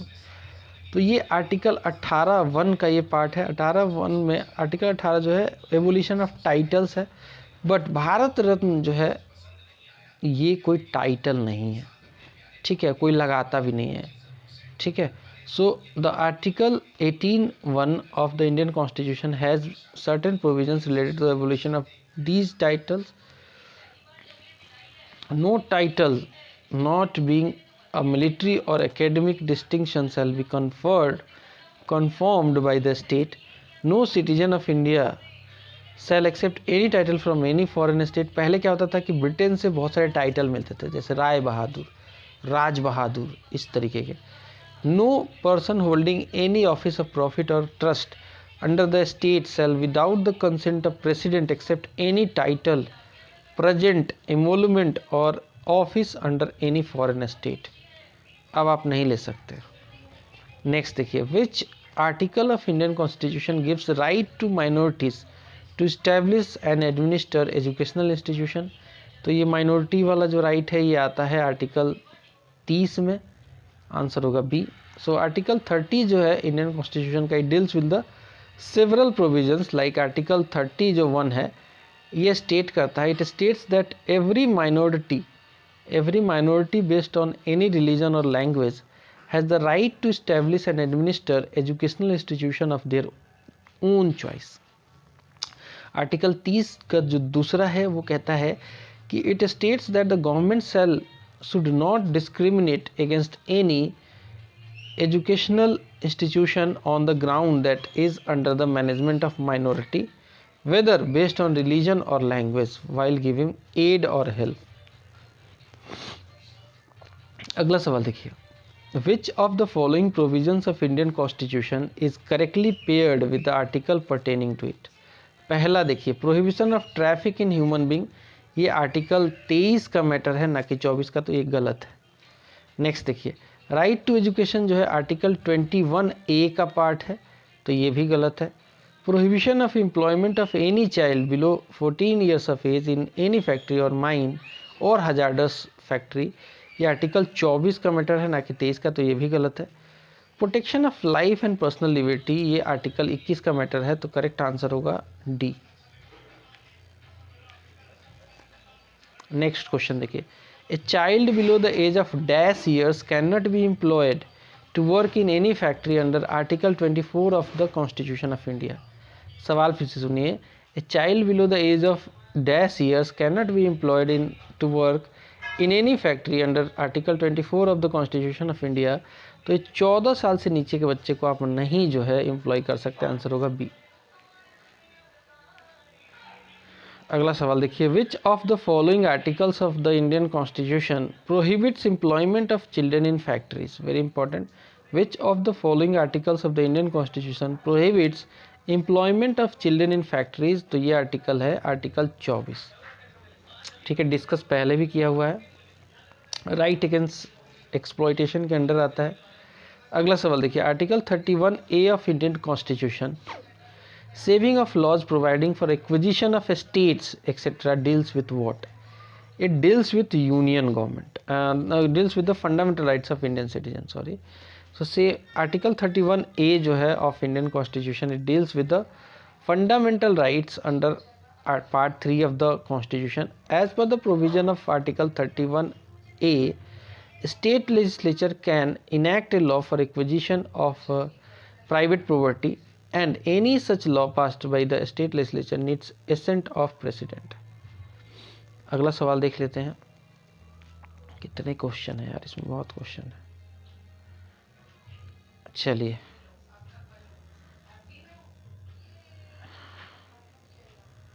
अगला सवाल देखते हैं। Article जो 32 है, आर्टिकल 32 ऑफ इंडियन कॉन्स्टिट्यूशन, जिसे राइट टू रिमेडी कहा गया है, remedies for enforcement of rights conferred by this part deals with what? ये फंडामेंटल राइट से रिलेटेड है। आर्टिकल 32 जो है बहुत इंपॉर्टेंट राइट है ये। ठीक है, इसमें आप जब आप जाते हो सुप्रीम कोर्ट के पास, तो सुप्रीम कोर्ट के पास 5 जो है रिट्स होते हैं, वो जारी करता है। हैबियस कॉर्पस, इसका मतलब होता है to have the body of, certiorari, mandamus, quo warranto and prohibition, ये 5 रिट जारी करके आपके फंडामेंटल राइट का जो वायलेशन हुआ होता है उसे रीस्टोर किया जाता है। नेक्स्ट क्वेश्चन देखिए, article 21 of Indian constitution, that is protection of life and personal liberty, deals with what? It deals with the fundamental rights of Indian citizen. Part 3 में ही आता है, फंडामेंटल राइट ही है। नेक्स्ट क्वेश्चन देखते हैं, article 31C जो है of Indian constitution, saving of law giving effect to certain directive principle, deals with what?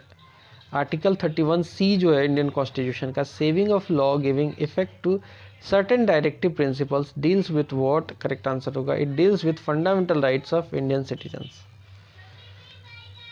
Because जो article 31C है, इसका मैटर जो है deals with the fundamental right of Indian citizen, ठीक बात है, under part 3 of the constitution. This article provides for saving of law giving effect to certain directive principle to be specific parliament a law giving effect to article 39B and C, and under article 14 the law shall not be declared invalid merely on this ground. It was added in constitution by 25th constitutional amendment जो कि 1971 में हुआ था। अगला सवाल देखिए, article 31B जो है ऑफ इंडियन कॉन्स्टिट्यूशन, जिसका सब्जेक्ट मैटर है validation of certain acts and regulations, it deals with the, again answer होगा fundamental rights of Indian citizens. Next question देखिए, the preventive detention act curtailed what? ये curtail करता है आपका किस चीज़ को? राइट टू फ्रीडम को। अगर आपको कोई प्रिवेंटिव डिटेंशन से आपको अगर कोई अरेस्ट करता है, इसका मतलब जो है आपका फ्रीडम को मिनिमाइज किया गया है, कम किया गया है, वायलेट किया गया है, कर्टेल किया गया है। प्रिवेंटिव डिटेंशन उसका होता है जिसको पता होता है कि भाई ये कुछ न कुछ ऐसा करने वाला है, अप्रीहेंशन निकाला जाता है तो कि भाई फ्यूचर में बहुत बड़ा कांड करने वाला है। So the preventive detention act was enacted in 1950 to provide for preventive detention in certain cases and matters. It empowered the government to imprison a person in jail or put him to custody either for committing a crime or in apprehensions of committing a crime in future. It curtailed right to freedom contained in articles such as 19, 20, 21, 21A and 22. Clauses 4, 7 of the article 22 which contains safeguard relating to preventive detention matter. Next question देखिए, which of the following articles of Indian Constitution prohibits discrimination in employment in any government office? तो ये होगा article 16 का ये subject matter है, ठीक है। Article 16 जो है, it assures equality of opportunity in matters of public employment and prevents the state from any sort of discrimination on the grounds of religion, race, caste, sex, descent, place of birth, residence or any of them. अगला सवाल देख लेते हैं, which article provides protection from arrest and detention to a person? तो ये article है article number 22, ठीक है। आपका जो अरेस्ट से रिलेटेड जो राइट है वो इसमें मेंशन किया गया है। Part 3 of Indian constitution describes the fundamental rights from article 12 to 35। Article 22 जो है, it provides protection against arrest and detention to a person. Next question देखिए, which article of the constitution of India ensures the freedom of press? Freedom of press जो है subject matter है article 19 का। Article 19 में भी 19(1) का, क्योंकि article 19 में भी 6 फंडामेंटल राइट्स हैं। The right to freedom of speech and expression is provided in article 19 of the Indian constitution. Freedom of press is provided under article 19(1). Next question देखिए, article 19 of Indian constitution that is protection of certain rights regarding freedom of speech etcetera deals with what? It deals with the fundamental rights of Indian citizen. सही answer होगा D. अब देखिए article 19A जो है, it is right of freedom of speech and expression से related है। Article 19B जो है, इसमें टोटल मैंने 6 बताया था ना। आर्टिकल 19B जो है, इट इज आपको ये राइट है, right to assemble peacefully and without arms. Right article 19C जो है, it is the right to form association और यूनियंस। आर्टिकल 19D जो है, it is the right to move freely throughout the territory of India. Subject to कुछ condition है, हालांकि वो भी मेंशन करना चाहिए, यहाँ पे मेंशन नहीं किया गया। आर्टिकल 19E जो है, it is the right to reside and settle in any part of the territory of India. वैसा नहीं है कि आप बिहार के हैं तो जाके बंगाल में नहीं रह सकते हैं, सेटल हो सकते हैं, घर बना सकते हैं, कुछ भी कर सकते हैं। आर्टिकल 19F जो है, it is to practice any profession or to carry on any occupation, trade or business. Forming of association in India is what? It is a fundamental right under article 19C, ठीक है। Under article 19C में आप association और union बना सकते हैं। चलिए आगे बढ़ते हैं। नेक्स्ट क्वेश्चन कहता है कि which of the following is correctly matched? Article से रिलेटेड है। तो आर्टिकल 19G जो है, it is the right to assemble peacefully और विदाउट आर्म। गलत, ये गलत है, ठीक है, क्योंकि ये आर्टिकल जो है, ये आर्टिकल है आर्टिकल 19B ना कि G। आर्टिकल 19A क्या है? Right to freedom of speech and expression. ये बिल्कुल सही है और हमसे सही ही पूछा है तो आंसर होगा बी। हालांकि आर्टिकल 19E जो देख लीजिए, इसमें लिखा गया right to form association, 19C का है ये। 19B में right to practice any profession, ये भी गलत है। Right to assemble peacefully without arm, ये 19B का मैटर है। 204 नंबर देखिए, under which article of Indian constitution, under which article of Indian constitution are Indian citizens guaranteed the right to 6 fundamental rights? ये article 19 में है, article 19 में है। Right to move freely throughout the territory of India is a fundamental right under which article of the constitution? तो ये article 19 में है। और उसमें भी अगर देखें तो आर्टिकल 19 फ्री मूवमेंट ना, मूव फ्रीली आर्टिकल 19D में है।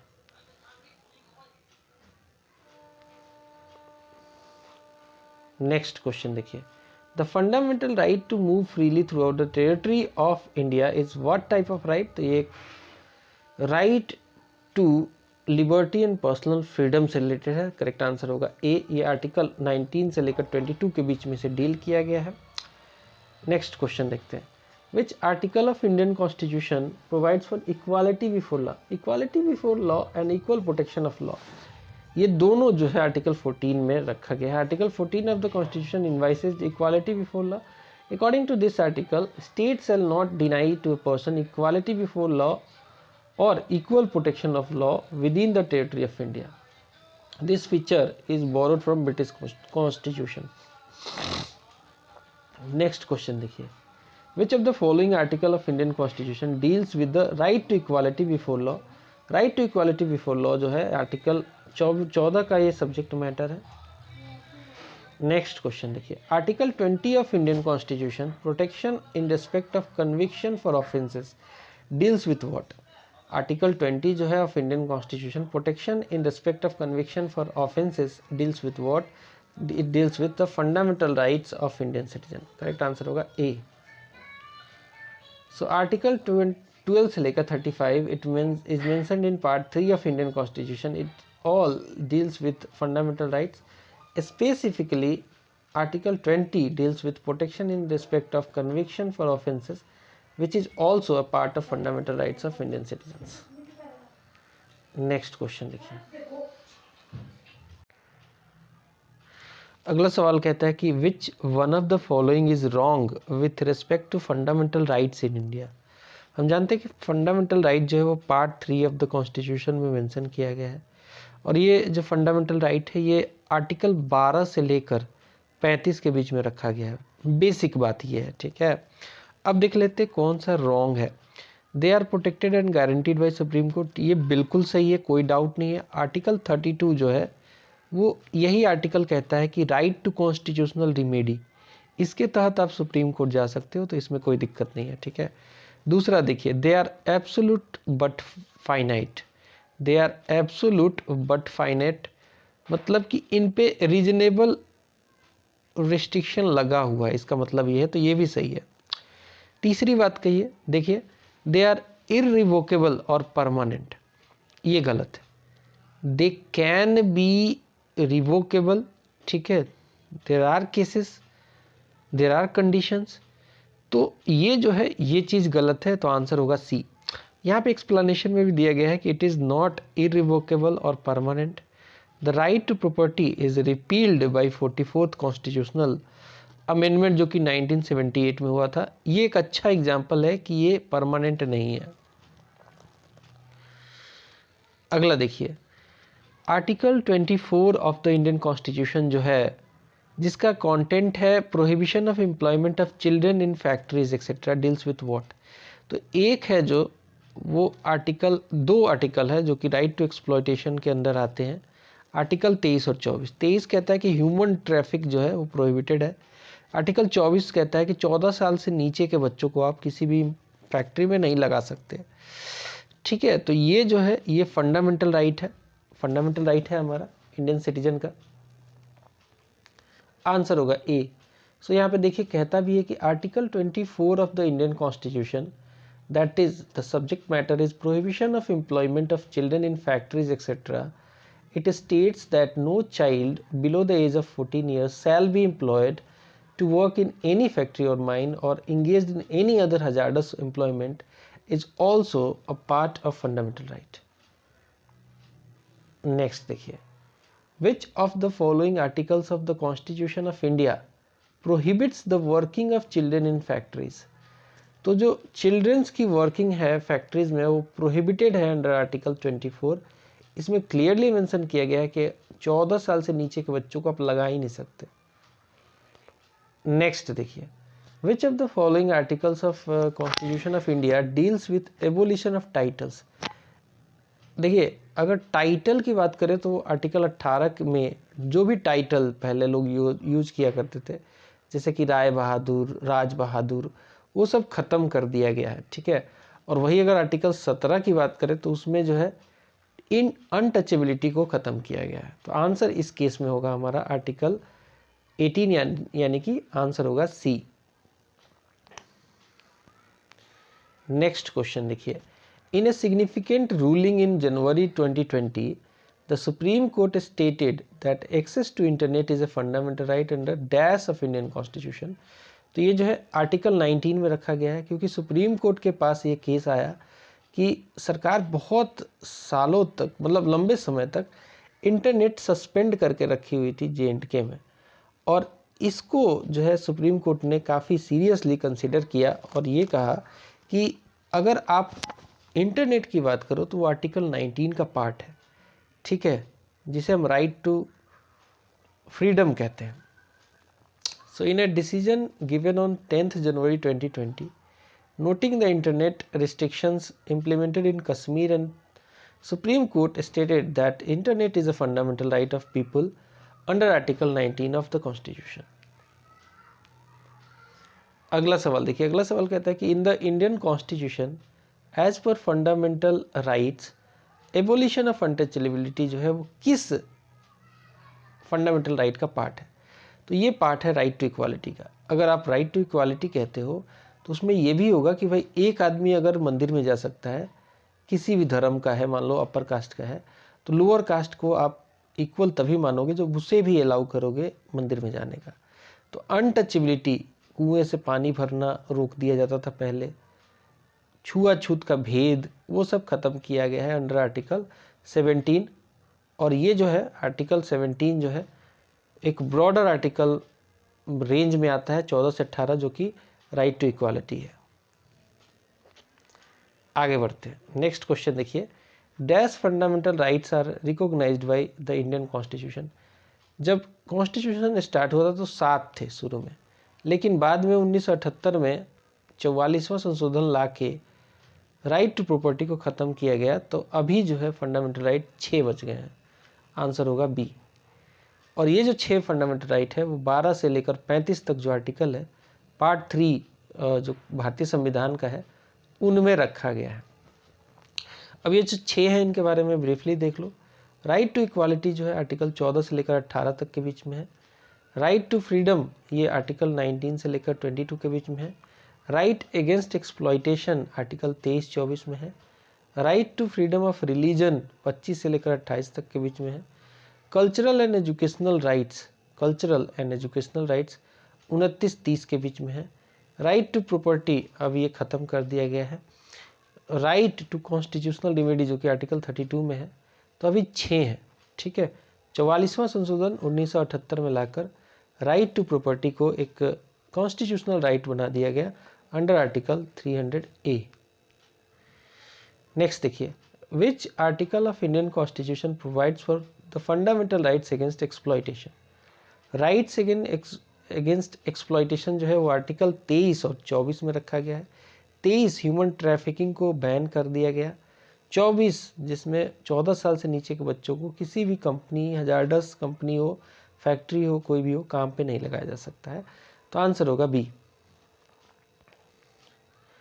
अगला सवाल देख लीजिए, which article of constitution of India states that no citizen can be discriminated against on the basis of his or her religion, number 1 race, number 2, number 3 caste, number 4 sex, number 5 जो है place of birth. ये discrimination वाला जो है ये article 15 का part है। 5 ground दिए गए हैं जिनके बेस पे डिस्क्रिमिनेशन नहीं किया जा सकता: religion, race, caste, sex and place of birth. अगला सवाल देखिए, which part of Indian constitution enlist the fundamental rights. तो पार्ट 3 जो है वो फंडामेंटल राइट से रिलेटेड है। पार्ट 1 जो है वो यूनियन एंड उसका जो टेरिटरी है उससे रिलेटेड है। पार्ट 2 जो है वो सिटीजनशिप से रिलेटेड है। पार्ट 4 जो है वो रिलेटेड है DPSP से, यानी कि directive principle of state policy से। पार्ट 4A जो है ये रिलेटेड है फंडामेंटल ड्यूटीज से, and so on. Next question देखिए, which of the following is not a fundamental right of Indian citizen. Right जो है फंडामेंटल राइट 6 है टोटल, उसमें right to constitutional remedy article 32 ये बिल्कुल है। राइट टू फॉर्म एसोसिएशन 19 में ही एक सब पार्ट है, ये भी है। राइट टू प्रॉपर्टी अब ये एक लीगल राइट है, फंडामेंटल राइट नहीं है। अर्लियर हुआ करता था, 1978 में एक संशोधन लाया गया जिसे हम 44वां संशोधन कहते हैं। उस संशोधन के तहत राइट टू प्रॉपर्टी को ख़त्म कर दिया गया। फ्रीडम ऑफ मूवमेंट अगेन 19 में ही आता है, 19D में। नेक्स्ट देखिए, which fundamental right is abolished by 44th amendment. 44वां संशोधन लाके 1978 में एक फंडामेंटल राइट को हटाया गया, वो था राइट टू प्रॉपर्टी। आंसर होगा बी। अगला सवाल देखिए, which of the following is not related to fundamental right. Right to form association 19 में आता है। राइट टू एजुकेशन 21A है, फंडामेंटल राइट है। Right to life article 21। Right to property एक फंडामेंटल राइट नहीं है। अंडर आर्टिकल 300A अब ये एक लीगल राइट है, तो आंसर होगा इस केस में D. Right to property is not a fundamental right. Next question देखिए, when was the right to property removed from the list of fundamental rights. Right to property को remove किया गया fundamental right से, जैसा कि मैंने बताया था कि 44वां संशोधन लाके 1978 में राइट टू प्रॉपर्टी को हटा दिया गया फंडामेंटल राइट से। अगला सवाल देखिए, in which articles of Indian constitution are the fundamental rights described.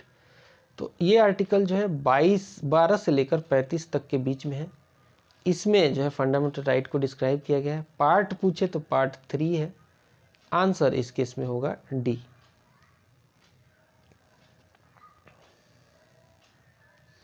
दो 225 नंबर सवाल देखिए, in the Indian constitution as per fundamental rights prohibition of forced labour is a what. बंधुआ मजदूरी आप नहीं करा सकते। फोर्स्ड लेबर का जो प्रोहिबिशन है ये राइट अगेंस्ट एक्सप्लॉयटेशन है, ठीक है। फोर्स्ड लेबर ये जो है आर्टिकल 23 का सब्जेक्ट मैटर है। ह्यूमन ट्रैफिकिंग, फोर्स्ड लेबर, ये सब आर्टिकल 23 का सब्जेक्ट मैटर है। आर्टिकल 24 जो है वो चिल्ड्रन के राइट से रिलेटेड है। आप चिल्ड्रन को जो है 14 साल से नीचे के बच्चे को किसी भी जगह पे एम्प्लॉय नहीं कर सकते। नेक्स्ट देखिए, which of the following is not listed as fundamental right in Indian constitution. तो देखिए, equality of opportunity in matter of public employment article 16 का ये मैटर है, तो ये एक फंडामेंटल राइट है। Freedom of speech and expression article 19(1) में आता है, ठीक है, तो ये भी एक फंडामेंटल राइट है। इक्वालिटी बिफोर लॉ ये जो है 14 नंबर आर्टिकल में आता है। फ्री लीगल एड जो है ये एक फंडामेंटल राइट नहीं है, ठीक है। सो बाकी सभी है, बट फ्री लीगल एड जो है एक फंडामेंटल राइट नहीं है। हाँ, डीपीएसपी में जरूर बोला गया है कि सबको फ्री लीगल एड मिलना चाहिए। नेक्स्ट देखिए, according to constitution of India which of the following is enforceable in court. Enforceable का मतलब है कि आपको कभी भी अगर किसी के द्वारा आपका हनन होता है फंडामेंटल राइट का, तो आप जाके उसे इन्फोर्स करा सकते हो कोर्ट में, और वो कोर्ट हो सकती है सुप्रीम कोर्ट, या फिर आप जाके हाई कोर्ट भी जा सकते हो। तो ये जो है फंडामेंटल राइट से रिलेटेड है। सो आर्टिकल 12 से लेकर 35 तक, जैसा कि मैंने बताया, फंडामेंटल राइट को डील करती है। पार्ट 3 है जो संविधान का, वो फंडामेंटल राइट का वो पार्ट है, उसी में उसे रखा गया है। आगे बढ़ते हैं। नेक्स्ट सवाल कहता है कि fundamental rights are enumerated in which a part of Indian constitution. Fundamental right जो है पार्ट नंबर 3 में रखा गया है, बार बार बताया गया है आपको। आंसर होगा C. Next question, right to education in our country is a dash right. Right to education जो है दोस्तों एक फंडामेंटल राइट है आर्टिकल 21A के तहत। आंसर होगा बी, जिसमें ये बोला गया है कि 6 से लेकर 14 साल के बच्चों तक को फ्री कंपलसरी एजुकेशन मिलना चाहिए। ये 86th अमेंडमेंट लाकर 2002 में इसे ऐड किया गया था। ये भी इम्पॉर्टेंट है, किस अमेंडमेंट से किया गया था ऐड, तो 86th अमेंडमेंट 2002 में लाकर इस फंडामेंटल राइट को यानी कि 21A को ऐड किया गया था। नेक्स्ट क्वेश्चन देखिए, which of the following articles of the constitution of India deals with the free and compulsory education of all children between 6 to 14 age. तो अभी डिस्कस किया था आर्टिकल 21A इसका सही आंसर होगा। नेक्स्ट सवाल देख लीजिए, which one of the following articles of Indian constitution is related to right to education. Right to education अभी डिस्कस किया गया था, 86th अमेंडमेंट लाकर 2002 में इसे ऐड किया गया था इंडियन कॉन्स्टिट्यूशन में फंडामेंटल राइट के तौर पे, जिसमें कहा जाता है कि 6 से 14 साल के बच्चों को कंपलसरी एजुकेशन मिलना चाहिए फ्री में। Which article of constitution of India provides that the state shall provide free and compulsory education to all children of the age group between 6 to 14। तो ये होगा आर्टिकल 21A का ये मैटर है। अगला सवाल देखिए, what is the purpose of right of freedom of religion in Indian constitution.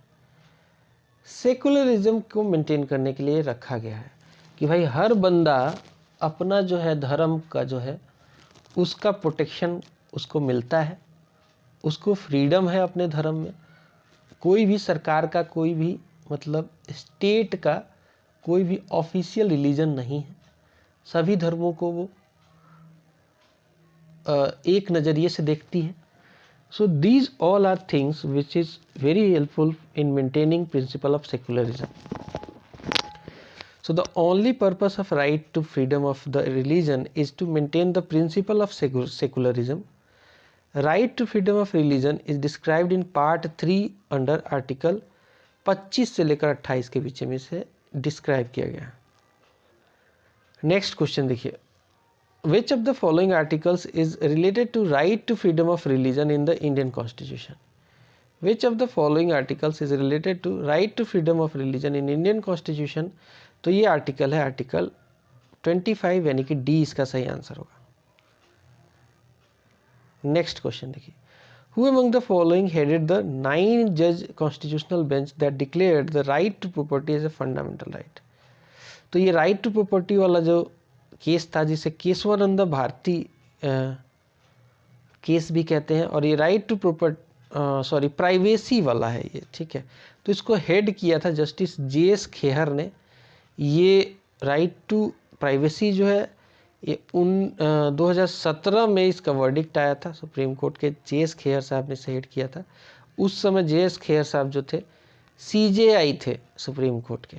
तो justice JS Khehar was the head of constitutional bench that declared right to privacy as a fundamental right under article 21. Next देखिए, India is called a secular country because citizens have the fundamental right to what? इनको right to freedom का जो right है उसके वजह से जो है they can have freedom to profess religion of own choice. That is why India is called secular country कि कोई भी धर्म का व्यक्ति अपने चॉइस के हिसाब से धर्म चुन सकता है, स्टेट का कोई ऑफिशियल जो है रिलीजन नहीं है। नेक्स्ट देखिए, which of the following writs provides a remedy for a person who has been unlawfully held in prison. इसके लिए सुप्रीम कोर्ट जो है एक रिट जारी करती है जिसका नाम है हैबियस कॉर्पस। अब हैबियस कॉर्पस का जो मतलब होता है, इसका मतलब होता है to have the body of, ठीक है। तो आंसर होगा B. So habeas corpus literally means to have a body of. This writ is used to release a person who has been unlawfully detained और imprisoned. By virtue of this writ, the court directs the person so detained to be brought before it to examine the legality of his detention. Next question देखिए, which writ is issued when the court finds that a person is holding office but is not entitled to hold that office? मतलब अपनी capacity उस capacity में नहीं है कि वो particular जो ऑफिस होल्ड कर रहा है वो होल्ड कर सके। उस केस में जो एक रिट जारी करती है कोर्ट, वो रिट का नाम होता है सो वारंटो। दिखाओ क्या है, ठीक है। There are 5 types of writs which are issued by supreme court and high court. Supreme court जो है इशू करती है 5 रिट अंडर आर्टिकल 32, और वही सेम 5 रिट जो है ये हाई कोर्ट इशू करती है अंडर आर्टिकल 226। रिट्स के टेरिटोरियल एक्सपेंशन में, जुरिडिक्शन में थोड़ा अंतर है दोनों में, बाकी पांचों जो है सेम है दोनों का, चाहे वो सुप्रीम कोर्ट हो या हाई कोर्ट हो। The so warranto writ is issued when the court finds that a person is holding office but is not entitled to hold that office.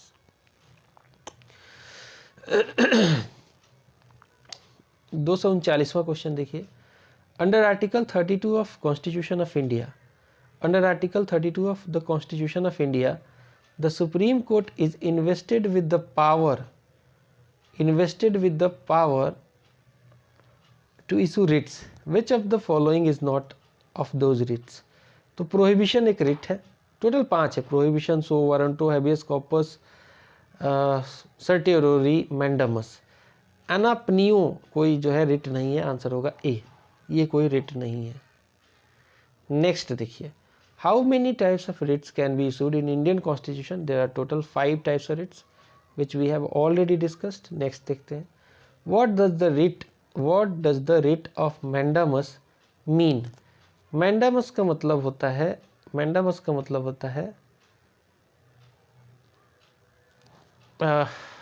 We command. Mandamus का मतलब होता है we command. So mandamus is a writ issued by superior court commanding the performance of a specified official act or duty. ठीक है. Next question देखिए, which of the following writs is issued when the court finds that a particular office holder is not doing legal duty and thereby is infringing on the right of an individual. तो ये से कहते हैं mandamus, we command वाला. So article 32 के तहत और article 226 के तहत supreme court and high court respectively issue कर सकती है 5 तरीके के रिट्स. ठीक है, और इसमें जो मैंडामस है उसका ये मतलब है कि कोई भी पार्टिकुलर ऑफिस होल्डर है, अगर अपनी लीगल ड्यूटी ठीक से नहीं कर रहा है तो उसे उसकी ड्यूटी करने को कंपेल किया जाएगा कोर्ट के द्वारा कि भाई कर ले अपनी ड्यूटी, तेरी ये ड्यूटी है. नेक्स्ट देखिए, नेक्स्ट क्वेश्चन देखते हैं, which of the following articles of Constitution of India deals with the protection of interest of minority. तो आर्टिकल 29 से लेकर 30, आर्टिकल 29 एंड 30 दोनों माइनॉरिटी के राइट से रिलेटेड है, तो आंसर होगा 29 आर्टिकल का जो सब्जेक्ट है वो protection of rights of minorities है. 18 नंबर आर्टिकल जो है ये एबोलिशन ऑफ टाइटल से रिलेटेड है. आर्टिकल 24 जो है उसमें ये कहा गया है कि भाई कहीं ना कहीं जो है उसमें आपको चाइल्ड को, 14 साल से नीचे के चाइल्ड को आप एम्प्लॉय नहीं बना सकते किसी भी हजारडस वगैरह फैक्ट्री में. आर्टिकल 42 जो कि डीपीएसपी का एक आर्टिकल है, इसमें कहा गया है availability of appropriate human condition for work. आप किसी भी बंदे को काम पे लगा रहे हो, पहले क्या होता था फैक्ट्री में काम पे लगा दिया, सही तरीके से वेंटिलेशन नहीं है, धुएं में बेचारा काम कर रहा है, तो ये सब नहीं.